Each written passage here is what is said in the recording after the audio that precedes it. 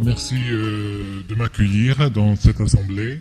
Je suis très content de témoigner de ma foi que je fais depuis maintenant 40 ans.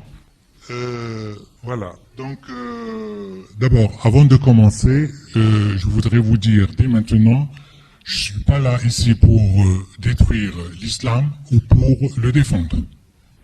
Je suis là pour raconter ma conversion, ma rencontre avec Jésus, quand j'avais 21 ans. Ça a été pour moi un bouleversement total. Je n'ai jamais pensé à arriver à cet état. Jamais. Certes, je suis né dans l'islam, je dirais de tradition arabo-musulmane, islamique, etc., etc. Donc je suis né en... J'ai grandi dans l'ambiance, bien sûr, maghrébine. Et voilà. Donc j'ai fait mes études, j'ai terminé mes études normalement. Et c'est là que, après, à 21 ans, je me posais beaucoup de questions. Qui suis-je? Donc j'ai pas eu beaucoup de problèmes pour ma conversion. Quand j'ai dit à mon père qu'à 21 ans que je crois que je suis en train de faire un bouleversement spirituel dans ma vie, et comment est venu ce bouleversement? Eh bien, par hasard, par une radio arabe qui est diffusée de Monte-Carlo, depuis Monte-Carlo, et j'ai suivi par hasard en été, dans les soirées d'été, quand j'étais en vacances, je suivais par hasard ces émissions évangéliques en arabe. Et c'est là ma découverte, mon bouleversement, quand j'ai entendu que Dieu est amour. Que je n'ai jamais entendu me le dire dans l'islam aussi. L'islam me disait toujours que Dieu est miséricordieux. Je n'ai jamais entendu qu'un musulman me dirait que Dieu est amour, agapé, dans le sens agapé, al-mahabba. Dieu est amour.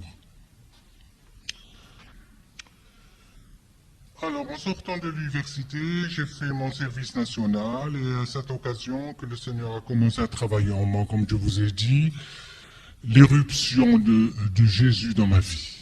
C'est incroyable, incroyable. À partir de la parole, j'écoutais tous les jours les émissions.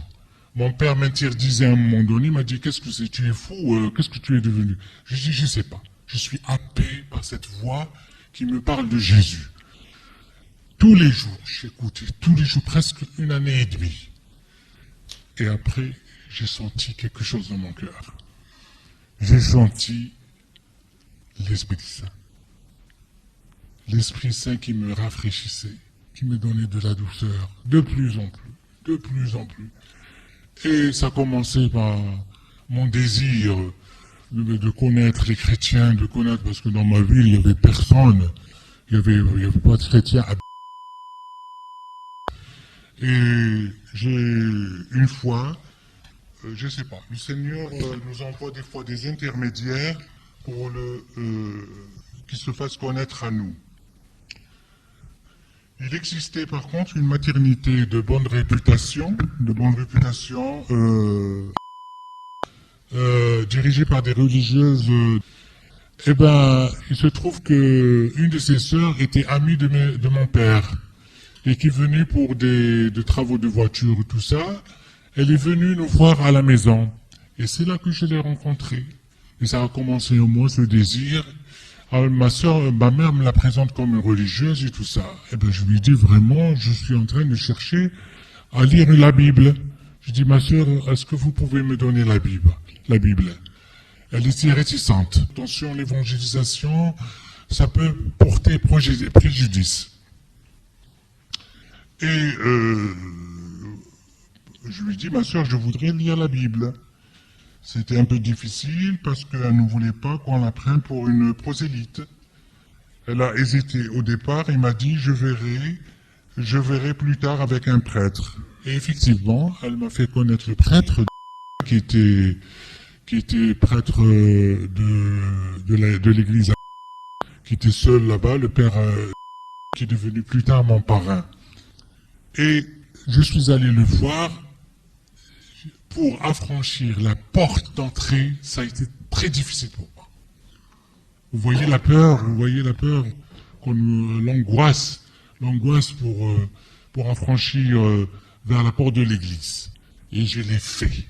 Je l'ai fait parce que le Seigneur me poussait à aller jusqu'au bout. J'ai eu le courage et je suis rentré et j'ai trouvé ce père. Et c'est de là qu'a commencé toute mon histoire.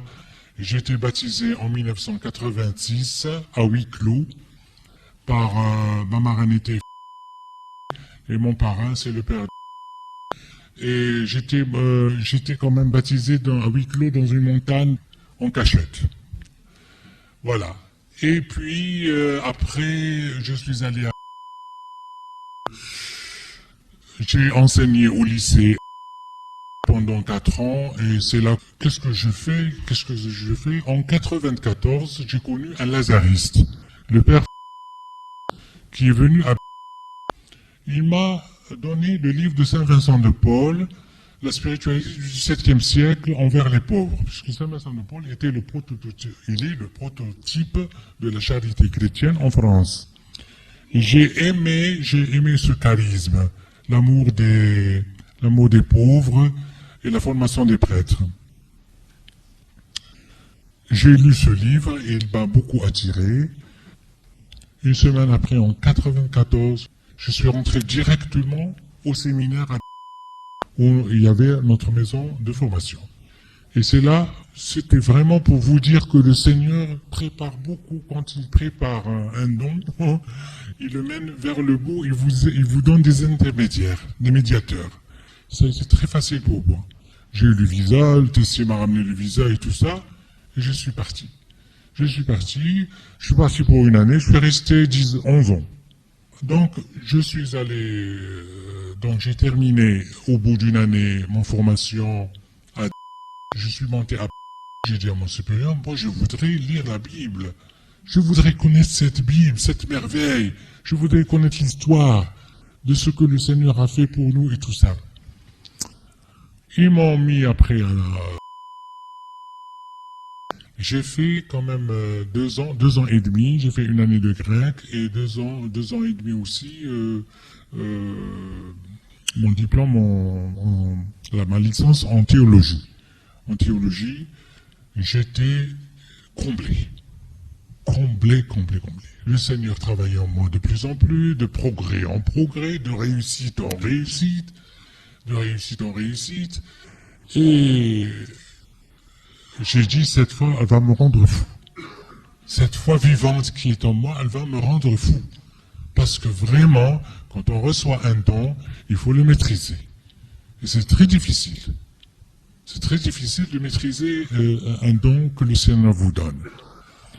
Et voilà. Alors, en 10 ans, je crois, oui, en 2003, j'ai décidé de retourner au pays parce que je sentais que je voudrais évangéliser nos jeunes qui veulent devenir chrétiens et qui veulent connaître le Christ. Et je suis allé pour ça. Bien sûr, j'ai demandé la nationalité française pour me faciliter les parcours.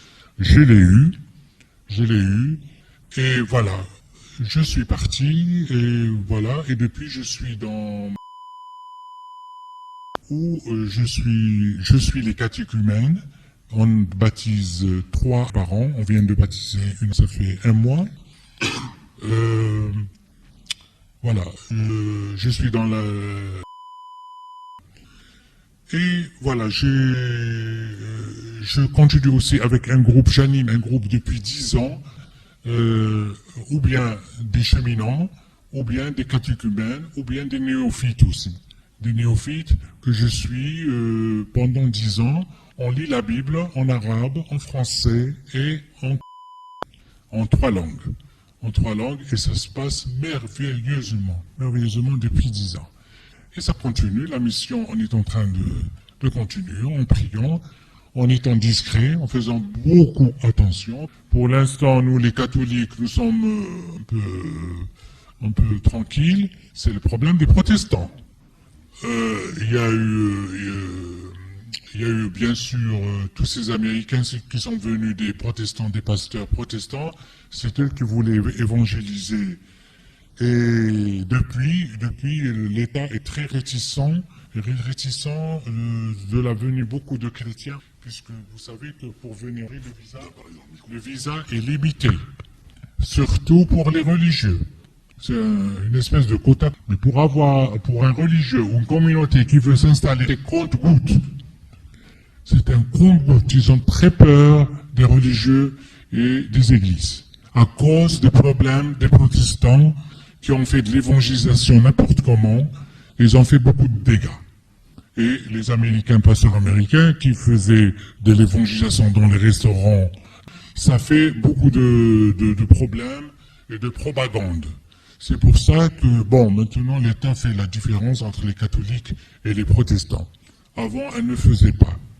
Mais de toute façon, ils sont des chrétiens comme nous. Hein. Ils sont des chrétiens comme nous à protéger aussi. Voilà, dans cette ambiance, j'ai vécu. Mais depuis Jésus, depuis 40 ans, Jésus ne veut pas me lâcher. Je suis toujours avec Jésus. Et je suis, malgré les problèmes, malgré les persécutions, je vais vous raconter une anecdote. Je me baladais une fois en pleine ville, au souk. Et voilà, quelqu'un m'appelle en arabe. Jésus-Christ, Yassou al-Masih. Alors je voulais pas répondre parce que je sais que ça va faire un grand dégât. Il va y avoir la révolution. Mais je savais qui c'est. C'était mon voisin qui était islamiste et tout ça. Mais j'avais pas peur. J'avais pas peur de toute façon. Le Christ est en moi. Je n'ai jamais eu de peur. Je vous assure que cet esprit, ça c'est un cadeau du ciel. Et l'Esprit Saint et l'Église vit avec ce poumon, qui est l'Esprit Saint. S'il n'y avait pas l'Esprit Saint, vous n'êtes pas là, vous n'êtes pas là, vous n'êtes pas là, on n'est pas là. C'est lui qui rassemble, c'est lui qui fait tout. Voilà. J'ai évolué dans cette atmosphère, dans cette ambiance, malgré des persécutions de gauche à droite, puis je m'en fous. Je m'en fous. Bien sûr, on a la famille derrière. Je ne veux pas faire du scandale à ma famille parce que ça porte préjudice. Voilà. Mais aussi, j'ai fait avec un travail pendant 10 ans avec l'Église protestante. J'ai fait un travail de la traduction de la Bible parce que nous sommes pour l'inculturation. On veut prier dans notre langue et annoncer Jésus-Christ dans notre langue. Donc, on a fait avec un groupe protestant catholique, on a fait la traduction de la Bible. De Nouveau Testament, on a 100%, et nous, en Ancien Testament, on a 75%. Et si vous voulez m'écouter, j'ai un site, nous sommes deux à lire ce travail d'évangile, parce que nous ne voulons pas les mettre dans les tiroirs et les cacher, nous voulons l'annoncer. C'est pour l'évangélisation des musulmans. Et beaucoup nous écrivent les commentaires, ils sont stupéfaits d'écouter Jésus-Christ en arabe ou chanter Jésus-Christ en arabe et l'évangile en arabe. Mais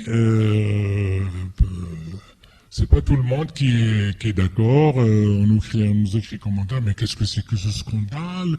Qu'est-ce que c'est? Il y a une Bible en arabe. Alors il y a des chrétiens, il y a des autres qui se posent des questions. Il y a beaucoup qui se posent des questions. Voilà. Alors j'ai un pseudonyme, j'ai fait un pseudonyme où je réponds aux commentaires. J'essaye d'apaiser les gens, d'apaiser les consciences, de comprendre aujourd'hui. Il n'y a pas que l'islam, il y a autre chose où on peut être heureux. Il n'y a pas que dans l'islam qu'on peut être heureux.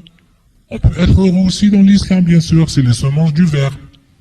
Mais les semences du verbe, c'est pas la pensée islamiste. La pensée islamiste ne fait pas partie des semences du verbe. Les semences du verbe, c'est la pensée progressiste qui accepte la différence, qui accepte les autres, qui accepte l'altérité. Alors, nous sommes rentrés dans une pensée intégriste, que nous allons peut-être sortir de là, mais c'est pas demain la veille, parce qu'on enseigne toujours dans les écoles que nous sommes toujours des koufars, des mécréants, et beaucoup de choses. Ça dépend. Il y a des personnes qui sont ouvertes, il y a des personnes qui sont fermées. Nous sommes imprévisibles de toute façon. De toute façon, dans l'islam, on peut dire oui et non. Oui et non. Tu peux dire oui, il peut dire un musulman peut dire oui, d'accord. Il y a un autre non. Non. Il n'y a pas une unanimité de la pensée. On peut tout dire, Moi, je respecte l'islam parce que mes parents sont restés musulmans et mes amis, j'ai des amis extraordinaires musulmans qui font du bien, qui font une vie vraiment épanouie, mais je les respecte. Je ne suis pas ici pour les combattre ou je les accepte dans leurs différences. La différence est une richesse, c'est pas une menace. Ce que j'ai découvert dans la foi chrétienne. Dans la foi chrétienne, c'est ça, la différence est une richesse. D'accepter les autres tels qu'ils sont. Et c'est ça notre salut, hein. C'est d'accepter les autres tels qu'ils sont dans leurs différences. Sinon, on va vers la guerre, vers les conflits qui ne s'arrêtent pas. Et aujourd'hui, vous voyez dans quel état nous sommes. Hein, je lis le journal de la première page à la fin de la page, tous les titres sont négatifs. Où va-t-on? Où va-t-on avec ce monde? La haine qui progresse de plus en plus, la misère, les gens gyrovagues qui passent leur temps à rien faire, le chômage. Où va-t-on avec ça? Eh bien, Jésus-Christ, il est là. Il faut qu'on fasse un travail, nous les catholiques. C'est le moment d'agir pour donner sens à ce monde. Et la foi chrétienne, c'est le bonheur de l'homme. Moi, Jésus m'a transformé complètement. Complètement. Je suis une autre personne. Je sais pas. C'est vraiment mystérieux. Mystérieux. Je vis ça depuis 40 ans. Je suis un homme qui vit l'Esprit Saint 24 sur 24. 24 sur 24. Et je suis sûr que Jésus, chaque soir, il est devant moi, devant mon lit. Il tombe sur moi, parce que je sens la pesanteur quand même. Vous voyez, c'est mystérieux, cette foi. Je lui dis, ça va, à un moment donné, elle va me rendre fou, cette foi. Parce que j'ai reçu cette grâce, et c'est gratuit en plus. J'ai rien payé, c'est Jésus qui a payé pour ça. Jésus a payé pour ça. C'est un amour extraordinaire. Et puis après, j'ai dit, les gens du livre ne sont pas des gens du livre. Hein. Nous sommes les gens d'une personne. Nous ne croyons pas à un livre. Livre qui est descendu du ciel et tout ça, écrit au ciel. Non. C'est les gens d'une personne. Nous sommes en relation avec une personne qui nous guette, qui nous surveille, et qui nous protège, qui nous donne sens à notre vie tous les jours, à aimer les autres tels qu'ils sont. Et c'est ça la foi. Voilà.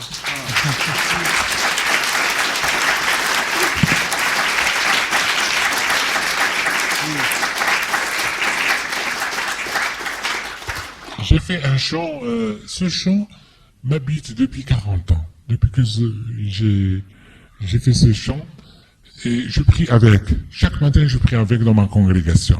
Je peux vous le chanter? Chaque jour, je me réveille. Je prie Dieu tous les matins pour cueillir toute merveille qui m'est offert par son amour. Chaque jour, je me réveille.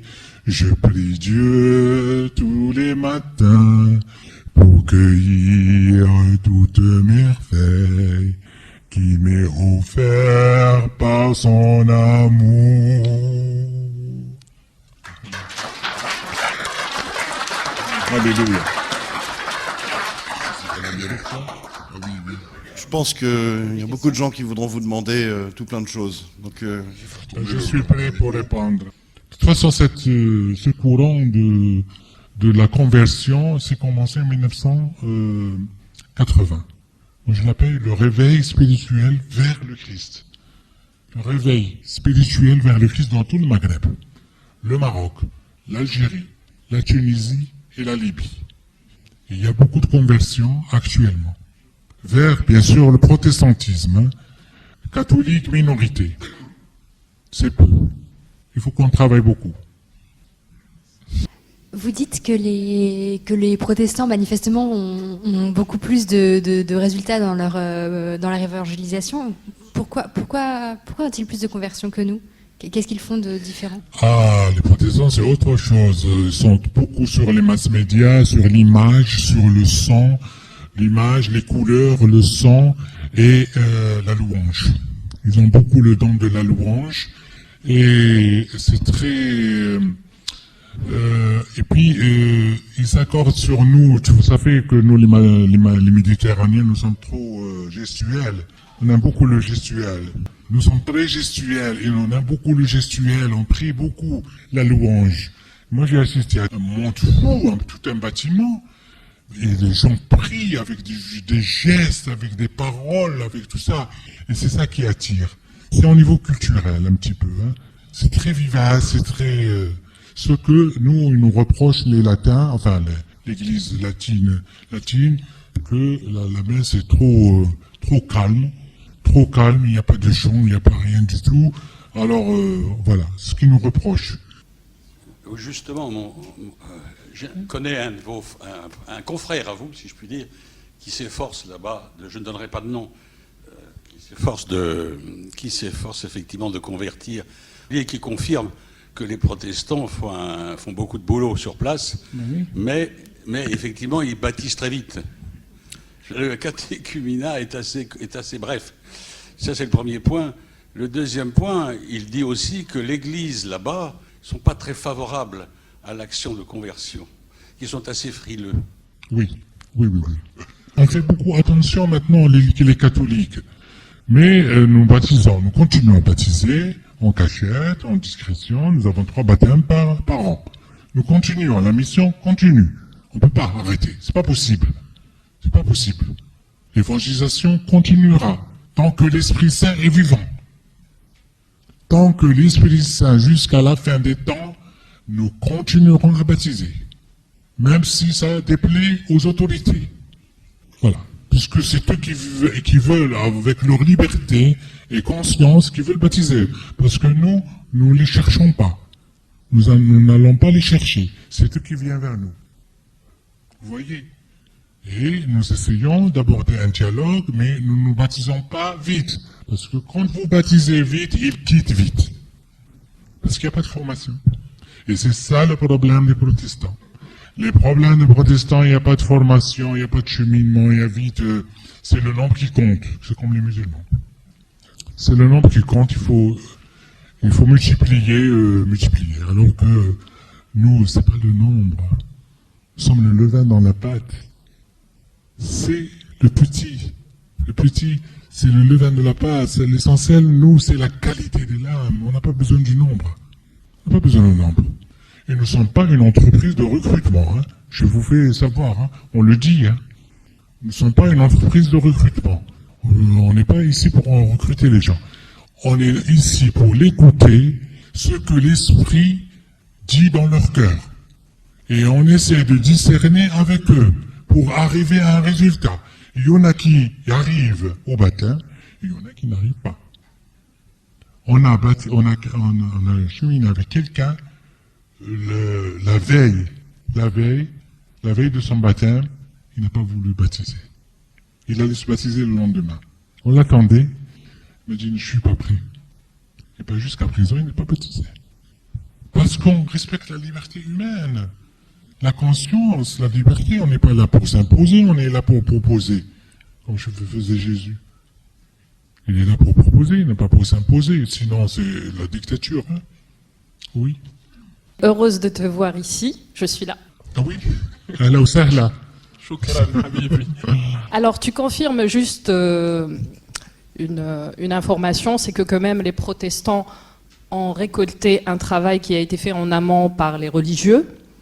et ils ont finalisé par les baptêmes. Et ça, c'est un témoignage qui a été apporté par pas mal de protestants sur place. Il y a toujours eu des religieuses qui ont accompagné des gens, mais qui n'ont pas annoncé. Je parle des catholiques, exactement. Et forcément, quand les protestants sont arrivés, eh ben, ils ont récolté tout le travail qui a été fait. Maintenant, j'ai une question à te poser. J'aimerais une réponse en toute vérité et en toute sincérité. Ne crois-tu pas que le retard de l'Église catholique est dû à un positionnement politique et qu'aujourd'hui, il y a un réveil et on essaye de rattraper le retard et que malheureusement, il y a eu un moment où on s'est éloigné de notre chemin d'annonce de la parole et aujourd'hui, c'est un sursaut de l'Église catholique par rapport à l'Esprit Saint qui fait le boulot que les religieux auraient dû faire.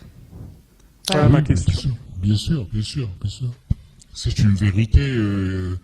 La politique est là, le gouvernement est là. Des fois, je dis, quand même, notre Église catholique universelle, elle est peut-être elle est melkite, hein.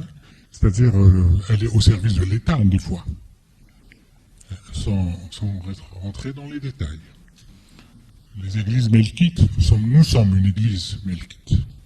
Nous sommes au service de l'État parce que l'État, des fois, l'Église, elle est aussi au service de l'État aussi.